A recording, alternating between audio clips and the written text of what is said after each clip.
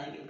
ठीक है, इसके बाद देखिए कि आप इसके नाम से ही मालूम हो जा रहा है, फीवर वन आप सब जानते हैं क्या होता है, बुखार होता है। तो फीवर विनर का कार्य जो होता है ये बुखार को आपके शरीर से समाप्त करने का। वैसे बुखार तो ऑलरेडी सभी व्यक्ति के शरीर में रहता है, या जिसके शरीर में बुखार नहीं होता है तो व्यक्ति क्या होता है, मृत हो जाता है, मर जाता है। लेकिन यदि आवश्यकता से अधिक हमारे शरीर में टेम्परेचर होता है तो उस टेम्परेचर को ये समाप्त करने में क्या करता है, सहायता मदद करता है। इसे हम किस नाम से जानते हैं, फीवर विनर। इस फीवर विनर की मुख्य खासियत होती है कि आप चाहे टाइफाइड हो, चाहे मलेरिया हो, चाहे डेंगू हो, किसी भी प्रकार का बुखार हो, सर्दी जुकाम में भी बुखार हो जाता है लोगों को, तो किसी भी प्रकार का बुखार है, यदि इसको 2 ढक्कन आप 3 मीटिंग देते हैं सुबह शाम दोपहर, तो उसका बुखार जो होता है अतिरिक्त इसके अलावा पीने पर भी बुखार आ जाता है तो एक छोटी सी टेबलेट आती है पैरासिटामोल, शायद सभी लोग जानते होंगे, उसको खिला करके और इस दवा को पिला करके आप उसके बुखार को जो होते हैं आप ठीक कर सकते हैं। यहाँ तक कि इस सिरप के द्वारा जो होता है, फीवर विनर के द्वारा जो होता है, कोई टाइफाइड का 75% से ऊपर व्यक्ति हो, उस व्यक्ति को दिया जाए तो वो टाइफाइड जो इंजेक्शन लगाता है डॉक्टर, आप इसकी दवा पिला करके आप उसको दूसरे दिन आराम दे सकते हैं। जो उसके शरीर में दर्द होता है, हड्डियों में दर्द होता है, टाइफाइड में भोजन नहीं पचता है, तो उसको ठीक करने में क्या करता है, मदद करता है। गिलोय के बारे में भी जानते होंगे।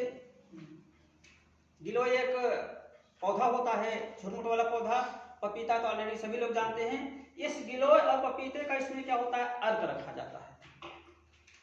ये दोनों जो होते हैं, जैसे हम एंटीबायोटिक दवा लेते हैं डॉक्टर से, तो ठीक है हमारे शरीर में जो होता है एक एंटीबायोटिक का काम करता है। आपके शरीर में यदि रोगों से लड़ने की क्षमता कम हो गई है, आपके शरीर में प्लेटलेट्स कम हो गया है, तो यह जो होता है गिलोय और पपीता का जो रस होता है, ये आपके शरीर में प्रतिरोधक क्षमता को बढ़ाने और आपके शरीर का जो प्लेटलेट्स होता है और रोगों से लड़ने की क्षमता जो होती है उसको बढ़ाने का काम करता है।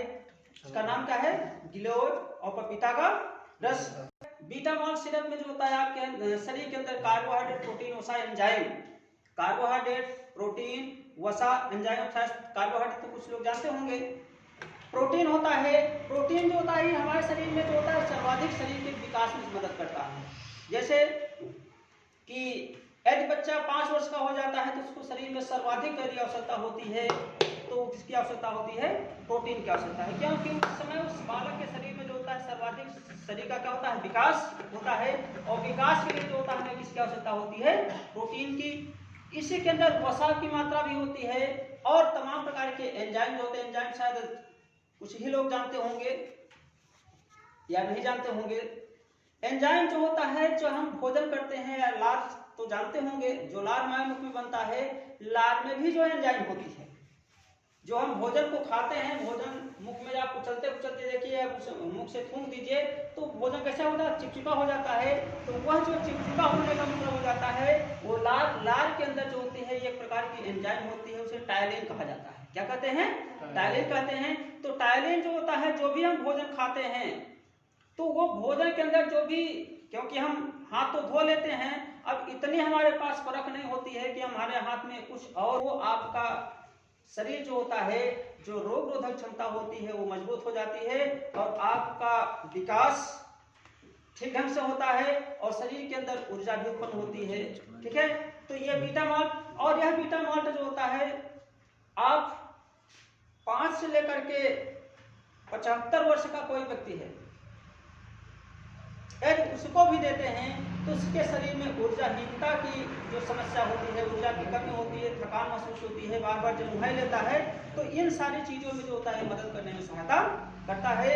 बशर्ते जो शुगर का पेशेंट होगा उसको इस चीज को दे नहीं सकते, इसके स्थान पे दूसरा दिया जाता है। इम्यूनोवेदा का मतलब हो जाता है इम्यून पावर। इम्यून पावर का मतलब हो जाता है कि आपके शरीर में जो रोगों से लड़ने की क्षमता होती है, रोगों से लड़ने की क्षमता।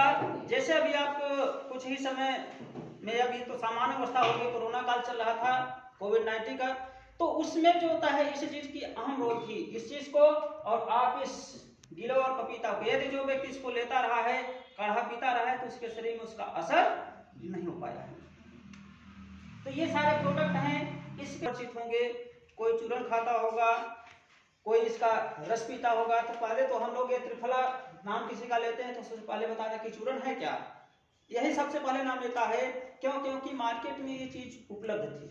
अब हमारे पास जो त्रिफला है यह जो होता है चूर्ण के स्थान पर न होकर के जो होता है हमारे पास लिक्विड के रूप में होता है। और ये जान लें कि जो लिक्विड चीजें होती हैं वो ठोस चीजें, चूर्ण जो होता है ठोस होता है और ये जो होता है द्रव अर्थात, और डाइजेस्ट होकर के हमारे सिस्टम को जो होते हैं मेंटेन करने में सहायता करती हैं।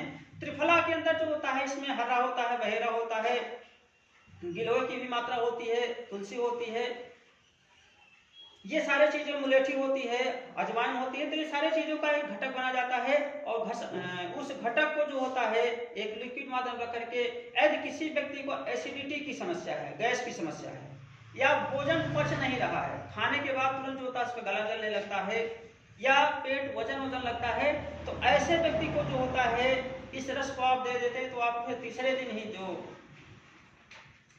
और वो जा करके फिर 3, 4, 5 व्यक्तियों को जो होता है बताएगा कि हमने दीपक जी से ये रस को लिया था और दीपक ने हमको दिया था, मैंने उनसे विश्वास नहीं कर रहा था लेकिन उन्होंने मुझको जबरदस्ती दिया और आज पी करके हम जो है हमारा पेट एकदम फिट फाट रहता है। यदि आपको समस्या तो खुद ही पूछेगा कि किसने दिया, तो फिर आपका नाम लेगा और दीपक को खोजते